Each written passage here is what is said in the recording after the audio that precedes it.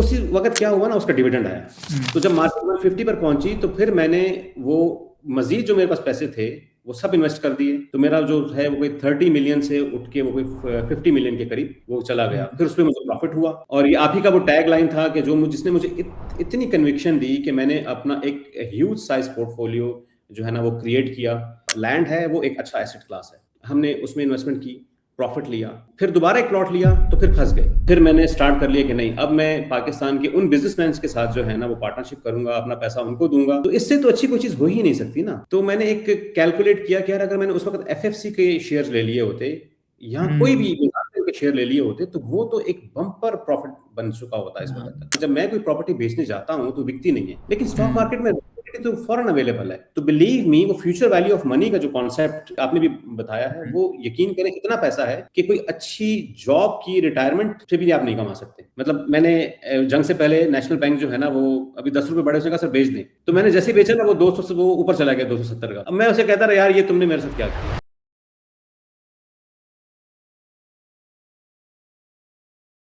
अस्सलाम वालेकुम ख़वातीन और हज़रात, अब्दुल रहमान नजम आपका इन्वेस्टिंग फ्रेंड एक और episode of financial freedom podcast के साथ हाजिर है। और आज हमारे साथ जुनैद साहब मौजूद हैं। अपनी बहुत इंटरेस्टिंग जर्नी जो है वो शेयर भी करेंगे। उससे पहले एक चीज़ मैं ऐसे ही पढ़ रहा था थोड़े दिन पहले, बैम्बू ट्री की अगर आप जर्नी देखें तो पहले 5 साल के अंदर जो है वो अपनी जड़ें मजबूत करता है और बिल्कुल नज़र भी नहीं आता कि ज़मीन के नीचे जो है ना क्या हो रहा है, और अगले 2 सालों में ही वो इतना बड़ा दरख्त बन जाता है। तो इन्वेस्टिंग और एक तरह से बहुत सालों तक जब आप फाइनेंशियल लिटरेसी आपको नहीं समझ आती, लेकिन एक दफ़ा जब आपका वो टिपिंग पॉइंट आता है और उसके बाद जो ग्रोथ होती है, आपके अंदर जो कन्विक्शन आती है और वो बैम्बू ट्री की तरह वो जो उभर के सामने आती है, वो अभी जब मैं पहले जुनैद साहब से बात कर रहा था तो वो मुझे फील हुआ और मैंने आपके साथ शेयर किया। जुनैद साहब की बहुत इंटरेस्टिंग जर्नी है। यंग एज पे ही एक आईटी बिजनेस जो है अच्छा स्टैब्लिश कर लिया था, उससे अच्छी अर्निंग भी हो रही थी, लेकिन फाइनेंशियल लिटरेसी क्योंकि हमें स्कूलों में पढ़ाई नहीं जाती तो उसमें बहुत ज़्यादा स्ट्रगल कर रहे थे। लेकिन पिछले 1-2 सालों में उन्होंने अपना वो टिपिंग पॉइंट जो है वो अचीव किया और अब जो है फाइनेंशियल फ्रीडम की जर्नी भी बड़े अच्छे तरीके से गामजन है। तो आइए जुनैद साहब से उनकी थोड़ी सी स्टोरी सुनते हैं और पूछते हैं वो कौन सी ऐसी चीज़ थी पिछले 1-2 सालों में जिससे वो कन्विक्शन बिल्ड हुई जो ऑलमोस्ट 30-40 सालों से नहीं बिल्ड हो रही थी, ताकि आपको भी उससे फ़ायदा हो। अस्सलाम वालेकुम जुनैद साहब, कैसे हैं आप? अस्सलाम वालेकुम Abdul Rahman, I am good, आप भी खैरियत से होंगे। जी, जुनैद साहब, आप जैसे बता रहे थे कि आपने एक यंग एज पे अपना आईटी बिज़नेस भी एस्टैब्लिश कर लिया और माशाल्लाह अच्छा प्रॉफिट आपको अर्न करके दे रहा था। लेकिन जहाँ आप थोड़ा स्ट्रगल कर रहे थे कि अब पैसों से कैसे फाइनेंशियल फ्रीडम अचीव करना है, पैसों से पैसे कैसे बनाने हैं, उसके बारे में थोड़ा-सा बताएँ। अब्दुल रहमान, मैंने कोई 2009 में एक आईटी बिजनेस जो है ना सैस प्रोग्राम शुरू किया और वो तकरीबन उसको कोई 2-3 साल लगे। एंड 2014 में, यानी कि आज से कोई 12 साल पहले, वो बहुत मैच्योर हो गया और हमें बहुत अच्छे रिटर्न्स देने लग गए। 2014 में जब हमें पैसे आए तो तकरीबन वो कोई $40,000 मेरे पास उस वक्त थे और मैंने कन्वर्ट करके वो डीएचए की एक प्रॉपर्टी ले ली उसमें। तो लोगों से आसपास पूछा, अपनी फैमिली में वो लोग जो कि इन्वेस्टमेंट करते रहते थे, तो उन्होंने कहा कि अभी आंख बंद करके आप डीएचए की प्रॉपर्टी ले लें और ये आपको बहुत ही डबल ट्रिपल हो जाएगा आने वाले चंद सालों में। तो आई गेस क्योंकि 6 साल गुजर गए।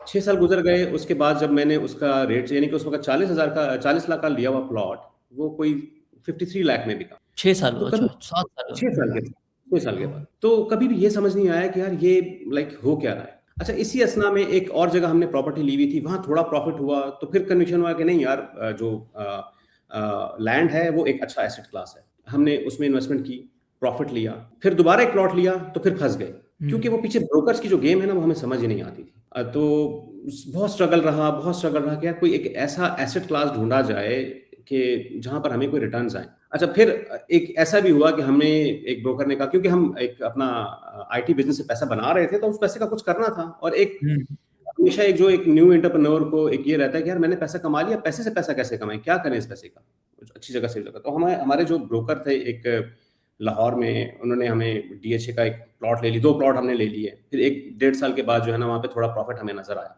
तो उन्होंने कहा सर ये जो है ना आपकी डील 3 करोड़ में हो गई, 2 करोड़ का आपने लिया है, 3 करोड़ की आपकी डील हो गई। मैंने कहा जी ठीक है चलें, आ रहा है। अच्छा प्रॉफिट हो गया।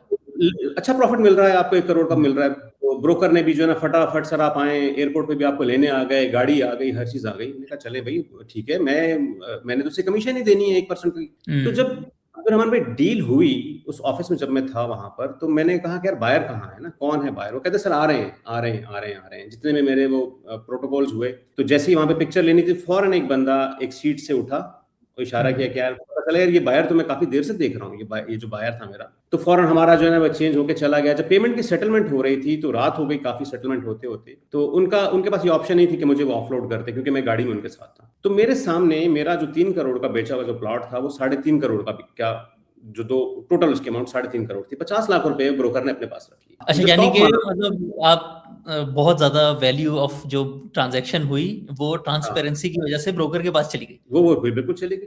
अब देखिए अच्छा। मेरे लगाए हुए पैसे पे मेरा ब्रोकर जो है वो 50 लाख रुपए कमा रहा है, टॉप मार रहा है, हाँ। और अच्छा, उसके बाद वो अपनी मैं फिर कंपनी ना आज को। से थोड़े साल पहले बहरिया टाउन कराची में रहता होता था, तो चलो, उसी वक्त यूनिवर्सिटी ख़त्म की थी, तो उस वक्त मैंने भी ये सारी टर्मिनोलॉजी ना उस वक्त उधर मार्केट में सुनी, क्योंकि कराची में जो ज़्यादा डील्स होती थी उसमें ये कम होता था, लेकिन बहरिया टाउन में जो है ब्रोकर्स बहुत ज़्यादा ऐसे करते होते थे, 5% तक जो है वो रखते होते थे अपने पास।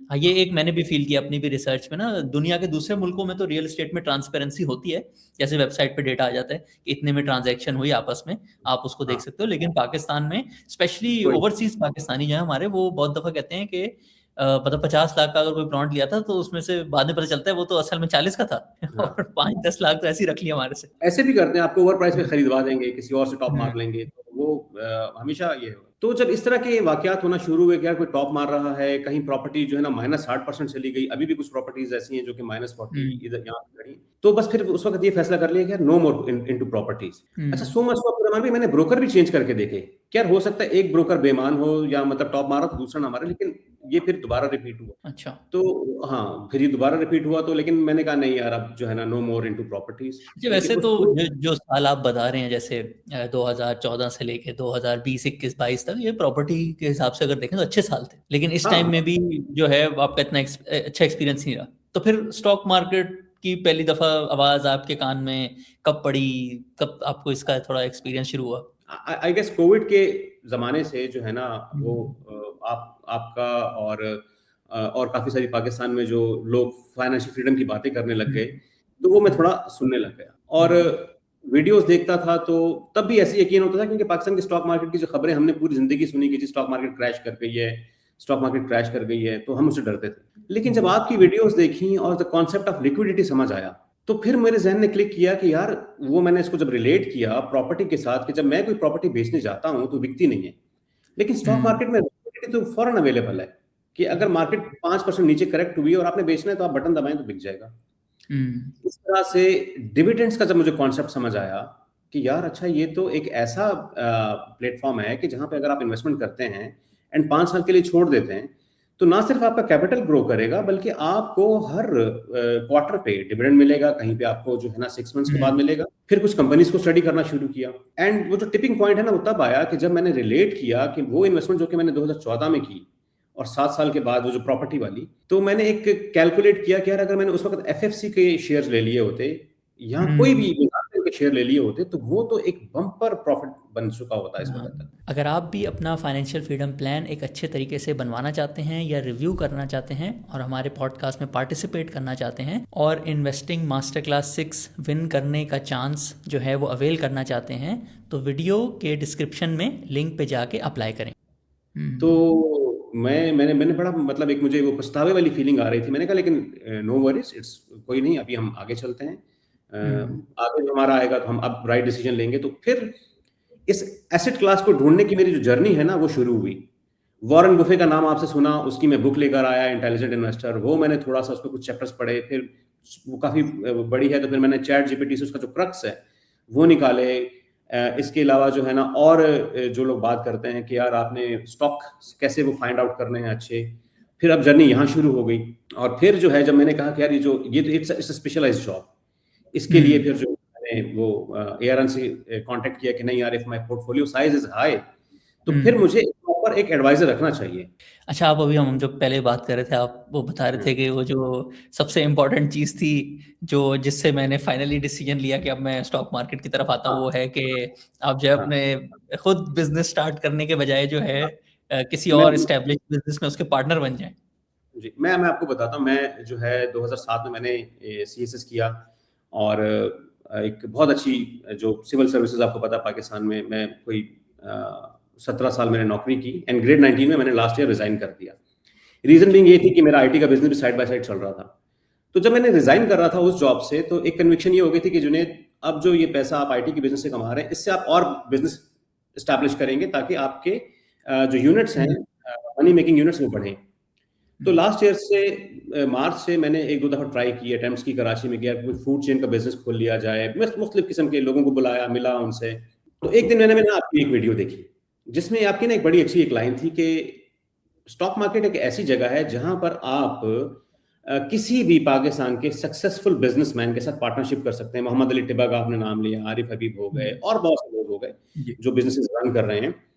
तो वो बात ना कहीं जाके मुझे क्लिक करने लगी कि यार जो तुम आप अपना बिजनेस कैसे अप करेंगे, एक बिजनेस आप ऑलरेडी कर रहे हैं, अगर आप कहीं और जाएंगे तो जाहिर सी बात है वो बिजनेस सफर करेगा। तो वो 2-3 दिन जब उसके ऊपर मैंने स्लीप ओवर किया उस थॉट के ऊपर, तो बस फिर मैंने कहा नहीं ठीक है, अब मैंने जो ये आइडिया था कि मुझे कोई और बिजनेस स्टार्ट करना, तो वो मैंने बिल्कुल उसको छोड़ दिया। और फिर मैंने स्टार्ट कर लिया कि नहीं, अब मैं पाकिस्तान के उन बिजनेसमैन के साथ जो है ना वो पार्टनरशिप करूंगा, अपना पैसा उनको दूंगा, और जो उसमें से अच्छी परफॉर्मेंस करेगा उसके साथ मैं जो है ना वो लॉन्ग टर्म चलूंगा, जो नहीं करेगा तो हम उससे कहेंगे जी थैंक यू, शुक्रिया, हम किसी और के साथ बिजनेस करेंगे। तो इससे तो अच्छी कोई चीज हो ही नहीं सकती ना। और वो जो लिक्विडिटी का कॉन्सेप्ट यहाँ पर आता है कि यार आपको अगर किसी का हाथ छोड़ना है तो वो एक आपको जस्ट क्लिक करना है आपकी ऐप के ऊपर बटन के, जी मैं सेल योर शेयर्स, एंड आप स्विच करके किसी और बिजनेस के साथ पार्टनर कर लें। तो दिस इज अमेजिंग। और ये आप ही का वो टैग लाइन था कि जिसने मुझे इतनी कन्विक्शन दी कि मैंने अपना एक ह्यूज साइज पोर्टफोलियो जो है ना वो क्रिएट किया, एंड देन अगेन आपकी जो फाइनेंशियल एडवाइजर सर्विसेज हैं वो लेके मैंने बहुत अच्छा एक पोर्टफोलियो बनाया है, और मैं आई एम वेरी हैप्पी। अच्छा जुनैद साहब, इस चीज़ पे थोड़ा सा अपने थॉट्स शेयर करें। अब आपने भी पिछले 6 महीने, जैसे यूएसए ईरान की जंग भी हुई, काफ़ी वॉलेटाइल था पूरा मार्केट में। इवन दो जो इस बंदे ने थोड़ा बिजनेस किया होता है उसने देखा होता है कि अप एंड डाउन चीज़ें चलती रहती हैं, और वो एक मसल उसका डेवलप हुआ होता है कि जो है मंदी में नहीं बेचना और वेट करना है। तो ये आपने पिछले 1 साल में ये जो पूरी स्टॉक मार्केट में थोड़ी सी वॉलेटिलिटी हुई है, इसको कैसे देखा? और जो नए लोग आ रहे हैं उनके लिए आप क्या टिप्स शेयर करेंगे? अच्छा, मैं आपको बताता हूँ अपना पर्सनल एक्सपीरियंस ना। मैंने जब मार्केट में एंटर हुआ तो इंडेक्स उस वक्त राइटली था 159 पे, और अभी जंग शुरू नहीं हुई थी, और मैं कोई जो है वो 20 मिलियन के 20 से 30 मिलियन के बीच में कहीं मैंने इन्वेस्टमेंट कर दी और कुछ पैसे होल्ड कर लिए मैंने। और मैंने ना आपकी एक वीडियो देखी हुई थी, वो एक बैंक ऑफ पंजाब की, कि ये बड़ा ग्रो करेगा। तो चूंकि मैं आपको देख रहा था ऑलरेडी, आप मेरे मेंटोर जो है ना वो बन गए थे, तो मैंने कहा मैं अब इन्हीं के कहने पे मैंने लेना। तो मैंने आई गेस मैंने कोई 38 के करीब ले लिया। मार्केट ऊपर जाती गई, मैंने कहा यार बड़ी जबरदस्त, प्राइस भी ऊपर जा रहा है, और जंग का भी लग रहा था कि पता नहीं ये होगी कि नहीं होगी। अब जैसे जैसे मार्केट ऊपर जा रही थी ना, मैं पैसा इन्वेस्ट करता जा रहा था और कैपिटल जो साइज है वो बढ़ा रहा था। जैसे ही वो वॉलेटिलिटी आई, जंग शुरू हुई, वॉर शुरू हुई, तो मार्केट वापस रिवर्स होके 150 पर आई। तो उस वक्त जो है ना मुझे ये कन्विक्शन एक थी कि यार इसको सेल नहीं करना।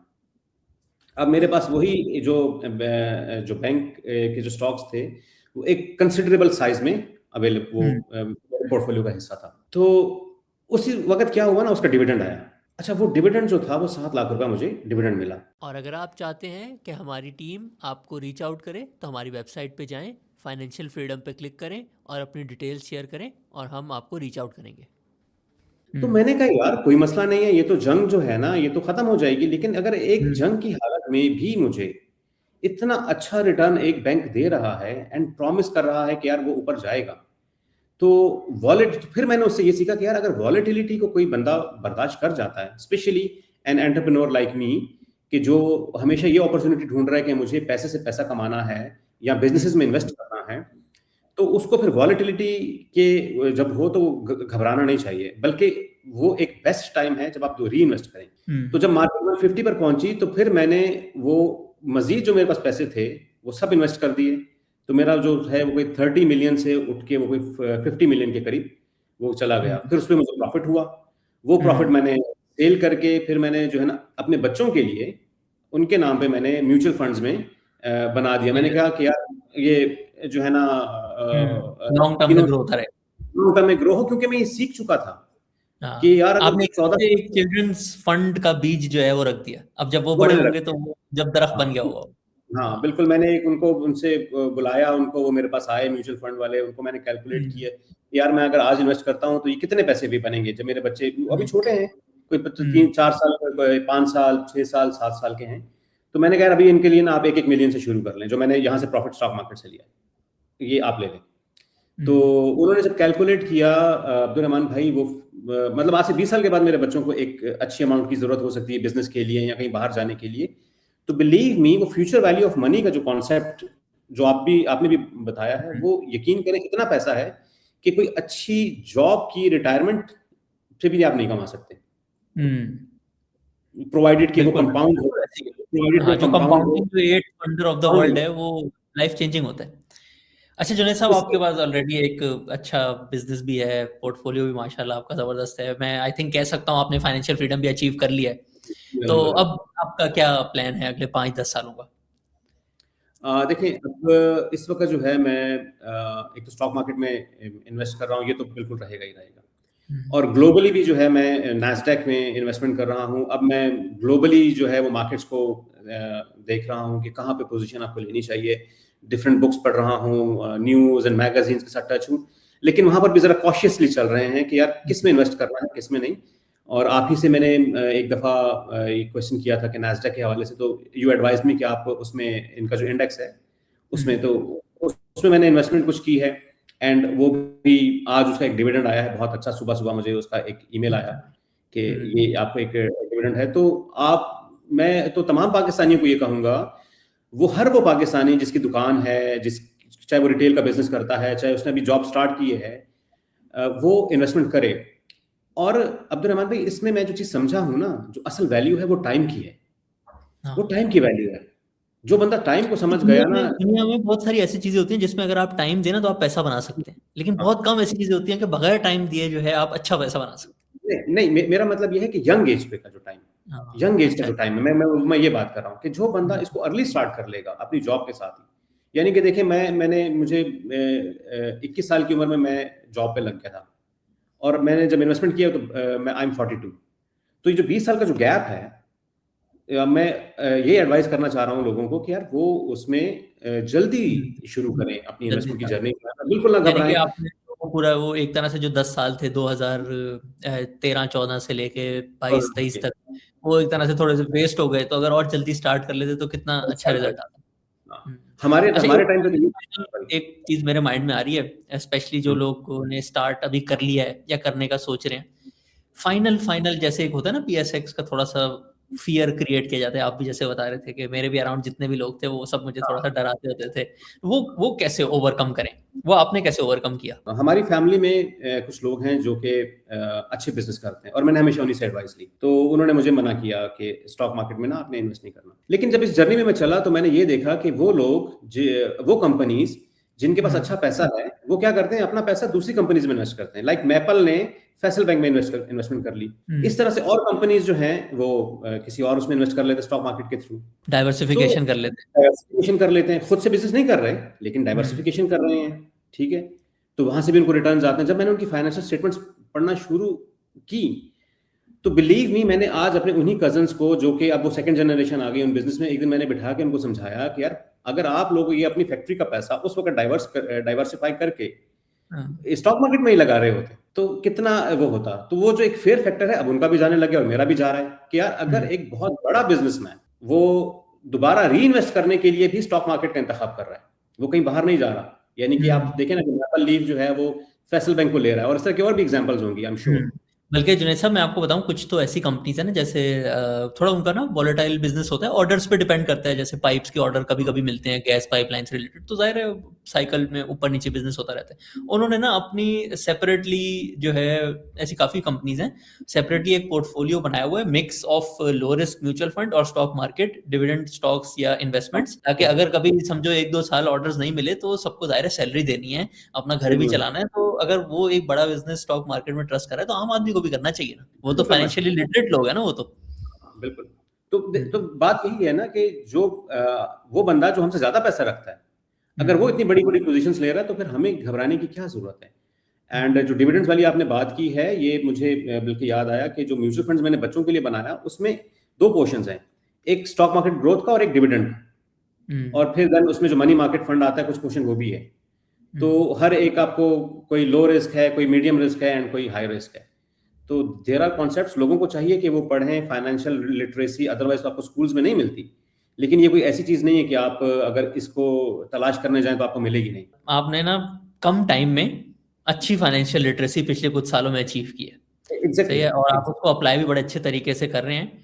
तो कुछ बुक्स जैसे आपने बताया भी, मैंने कुछ बुक्स भी पढ़ी हैं, तो अगर आप 1-2 बुक्स सबके लिए रेकमेंड करना चाहें जिनसे आपको सबसे ज़्यादा फ़ायदा हुआ? देखिए मैं सबसे जो ज़्यादा मुझे फ़ायदा हुआ है एक तो इंटेलिजेंट इन्वेस्टर, और वो आप जो आपकी जो पॉडकास्ट है ना वो हूबहू, मतलब अगर पुरानी सीरीज़ आपकी देखें, बिलीव मी, एक-एक चीज़ यानी कि जो सिलेक्शन ऑफ द स्टॉक्स है, जो क्राइटेरिया है कि कैसे आपने मल्टीबैगर सेलेक्ट करना है, वॉरेन बुफे की बातें, वो सब उसमें मिलती हैं।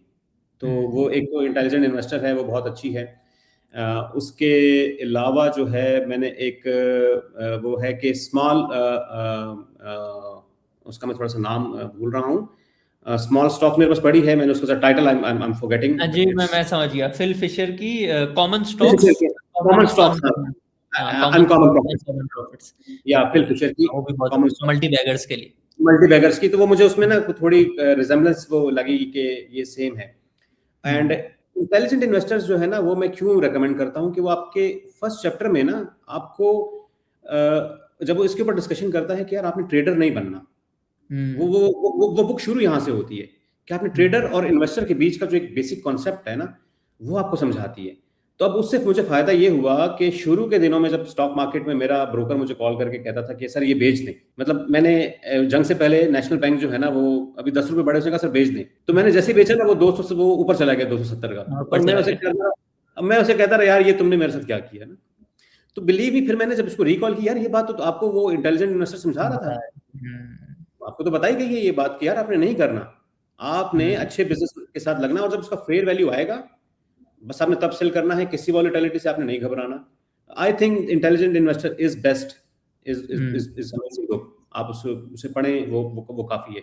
और जो शख्स जो लोग जिन लोगों के पास टाइम नहीं है तो फिर वो आपकी वो जो पॉडकास्ट पुरानी निकाल, यूट्यूब की आपकी वीडियोस देखें आराम से। तो वैसे मैंने भी बहुत बुक्स पढ़ी हैं पहले, लेकिन अब जो टेक्नोलॉजी ने जो है ना वो जिस तरह से चेंज कर दी है, तो दूसरे इन्वेस्टर्स के जो पॉडकास्ट है ना वो आपको कम अरसे में जो है ज़्यादा नॉलेज फराहम कर देते हैं। इस चीज़ से तो मैं भी अग्री करूँगा, क्योंकि आज से 5-6 साल पहले मैं भी बहुत ज़्यादा बुक्स पढ़ता होता था।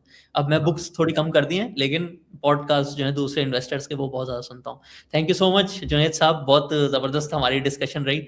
बल्कि अभी डिस्कशन खत्म हो रही है तो मैं सोच रहा हूँ कि इतना अच्छा पॉडकास्ट था, मैं भी इसको जो है ना 1-2 दफ़ा फिर से सुनूंगा। So thank you so much.